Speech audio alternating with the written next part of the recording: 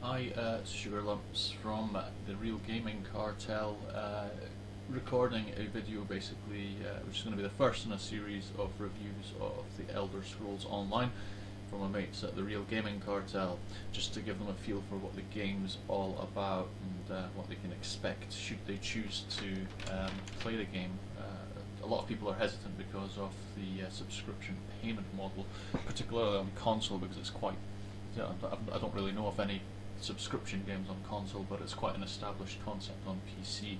And I used to play Asheron's Call and World of Warcraft, so it's not really new to me. And if you're into these games, then the subscription, in my opinion, is very much worth it because of the size of the game, the sheer size of the game, and the content that's released, weekly, monthly, and major DLCs that come out and just add to the game and enrich the experience overall.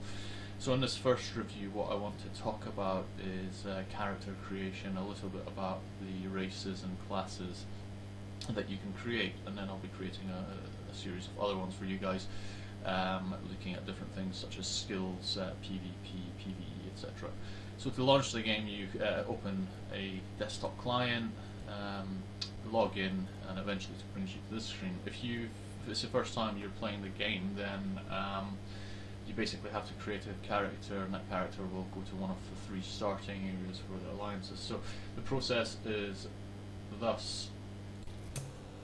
So you come to this character creation screen, you name your character, you choose the gender, which alliance do you want to be in. So this is quite important, although not so much for the people who have pre-ordered it, because you can have any race in any alliance together with a unique race, the Imperials, which can go in any alliance as well. Theoretically, people who order the game after release will not have this choice and will be restricted to the races in their specific alliance, and they will not have the option of creating an Imperial race. Okay, so the alliances are broken down, as I said, by race. So we've got the Daggerfall Covenant, the Aldmeri Dominion, and the Ebenheart Pack. The Covenant races are Bretons, Orcs, Redguards. The Aldmeri races are the High Elves, obviously, the Wood Elves, and the Khajiit, the Cats. The Ebenheart Pact consists of the Argonians, the Lizards, the Dark Elves, and the Nords. So basically, if you've played Skyrim, then you'll be familiar with the character creation process. I'm just going to randomize the appearance here, and I'm going to let's go for something. Yeah. So let's give her a name.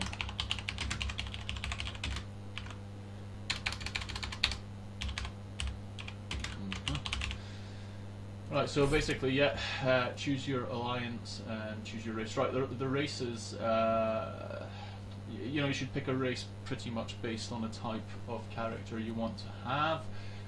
There are essentially 3 types of roles. So there's the tank, which is kind of sword and board, sword and shield guy.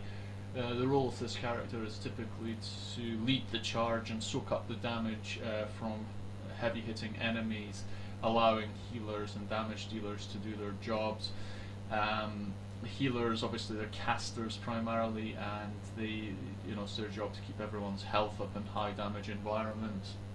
Damage dealers, their job is basically to take down enemies as fast as they can, and damage dealers come in, say, 3 types of variety. So you have the melee type, so dual wields, they get in there, smashing their stamina,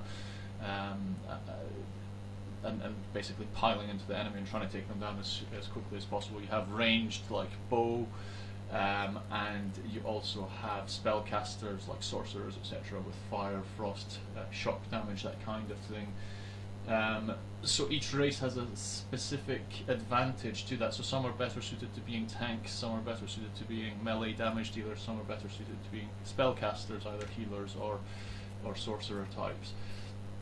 And if you select them, then it kind of gives you a kind of overview of what they're good for. Also, you're not restricted in Elder Scrolls like you are in other games, so you can be a spell casting tank, for example. You can be a melee sorcerer. You know, you can have one set of weapons for close in combat as melee, wearing heavy armor, but at the same time you can also cast devastating magic spells against enemies. So choosing your class, so you get four classes here. So there's a Dragon Knight, Sorcerer, Nightblade, and a Templar. Again, some of these obviously are better suited to specific roles. So Dragon Knight and Templar are best for tanks, obviously, but they've also got very powerful spell casting abilities. Sorcerers can be healers or kind of damage dealing wizard types, or there's a Nightblades who are kind of like the stealthy, heavy hitting melee types. But again, depending on the race you choose, the attributes you choose to level up, and the skills you specialize in, it's a very dynamic game in that sense that you're not locked into a specific type of play based on what class or race you choose. The game's great from that perspective, and it really sets itself apart from other MMORPGs in that regard. So choose your class. Let's go for a sorcerer. Don't know whether that's a good choice based on the race, etc. I've picked, but let's do it. And I'm not actually going to create this character, just giving an overview of what you can do. So this should be familiar from the kind of Skyrim character creation interface. Obviously, if you're choosing a woman, then you want the chest size to be as large as possible. Okay, cool. So randomize. That's typically what I did with two characters that I've got, and gave them names based on what came up. So cool. So that's that's the kind of review of the character creation, races, and class overview. Obviously, there's a lot more detail that you can pick up on that online by doing a Google search. So thanks for listening, and goodbye for now.